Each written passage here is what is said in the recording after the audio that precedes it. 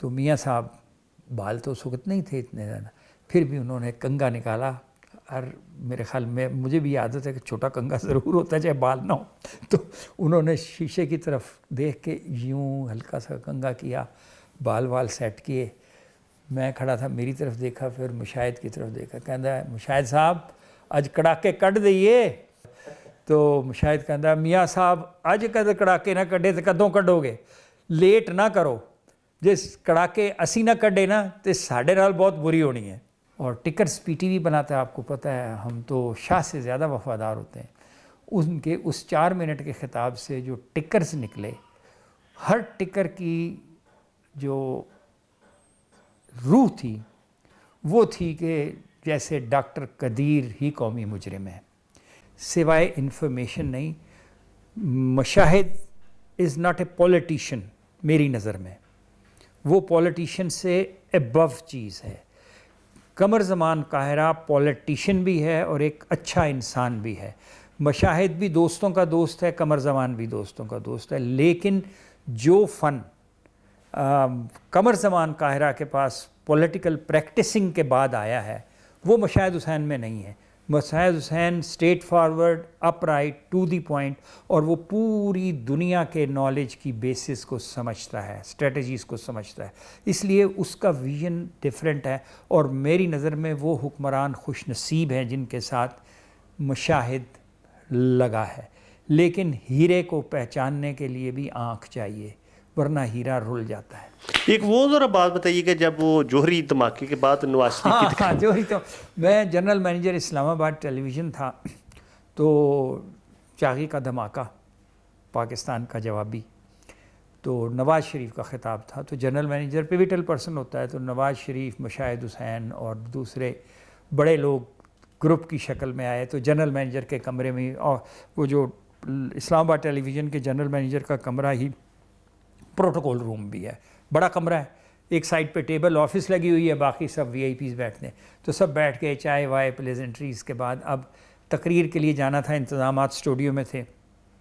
تو وی آئی P protocol کا تقاضا ہے کہ جنرل مینیجر ہی ساتھ موو کرتا ہے اور باقی اسٹاف نہیں ہوتا، ایم ڈی ہوتا ہے،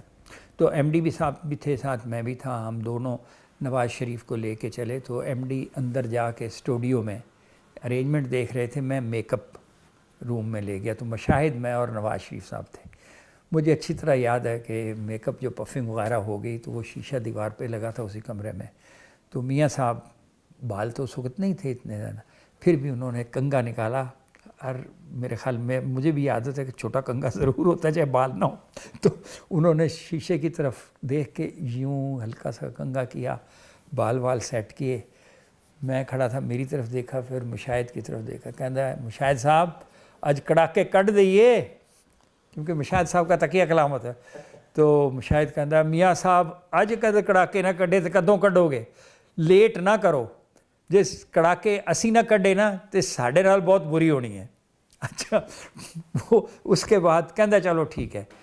نواز شریف صاحب نے کہا راؤ صاحب تیار ہے کام؟ میں کہا ہاں جی تیار ہے۔ ہم پھر تینوں باہر نکلے، تو باہر پھر اور سٹاف کھڑا تھا، جلوس کی شکل میں گئے، وہاں پھر جو کچھ ہوا وہ قوم کے سامنے سب نہیں، تو جو میاں صاحب نے کہا کہ اس کے وہ بتائیں نا ذرا، کہ میاں صاحب نے کہا کہ ساڈے نا وہ کڑاکے کٹ دیں۔ نہیں، وہ ٹھیک نہیں، بہت سی چیزیں کیمرے کے سامنے اچھی نہیں رہتی۔ جی ڈاکٹر قدیر کے حوالے سے ذرا بتائیں، وہ بھی پاکستان کا ایک بڑا اہم کردار ہے، اور اٹامک انرجی کے حوالے سے، اور جو ان کی کنفیشنل اسٹیٹمنٹ تھی اس کے حوالے سے ذرا بتائیں۔ دیکھیے گھمن صاحب، بات یہ ہے کہ جب پاکستان ایٹمی طاقت بن گیا تو پوری دنیا نے فوکس تو کیا اور ہم پہ الزامات لگنے شروع کیے، تو ان الزامات میں پاکستان بڑی گردش میں آ گیا، تو صدر مشرف تھے، کسی سٹیج پہ یہ طے پایا کہ پاکستان کو اس گردش سے نکالنے کے لیے، کیونکہ الزامات طاقتور لوگوں پہ لگ رہے تھے، تو انہوں نے کوئی میٹنگ کی، اور اس کے نتیجے میں ڈاکٹر قدیر خان سے یہ طے پایا کہ وہ پی ٹی وی پر خطاب کرتے ہوئے کہیں گے کہ جو بھی کچھ ہوا ہے اس میں کوئی اور نہیں، میں الزام مجھ پہ ہے۔ تو یہ واقعہ ہے فیبروری 2004 کا، میں اس وقت بھی جنرل مینیجر تھا اسلام آباد ٹیلی ویژن میں۔ تو مجھے اچھی طرح یاد ہے انور محمود تھے ساتھ، یہ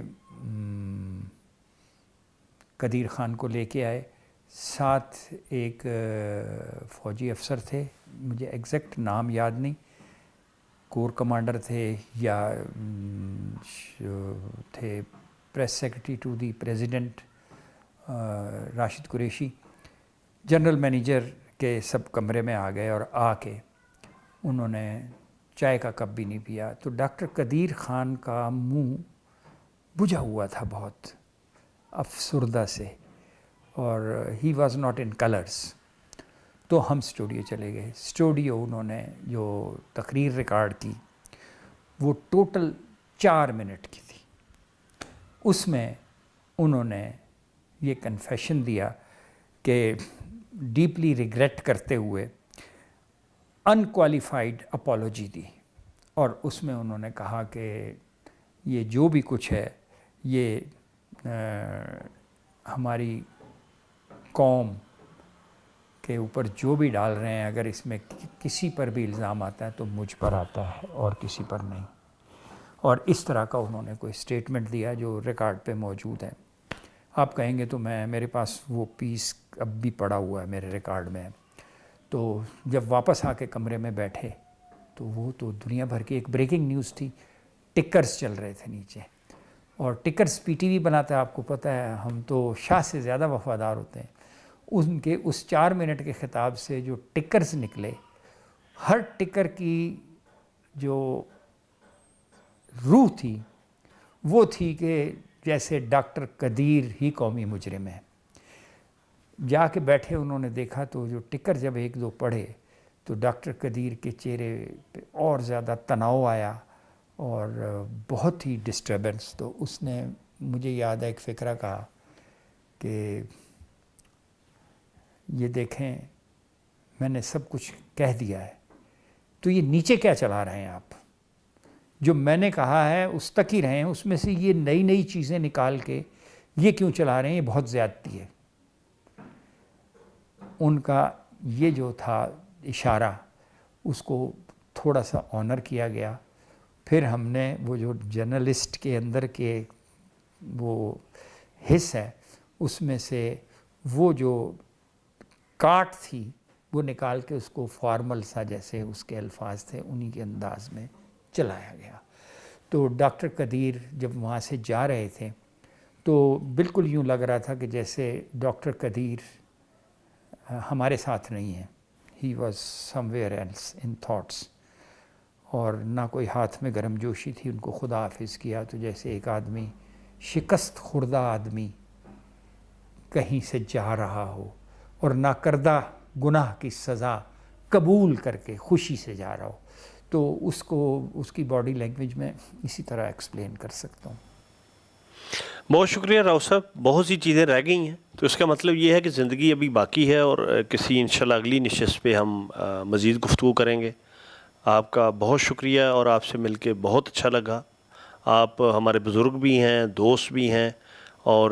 ایک میڈیا کی بڑی امپریسو پرسنالٹی بھی ہیں، تو بہت شکریہ۔ تھینک یو ویری مچ، بہت عنایت آپ کی۔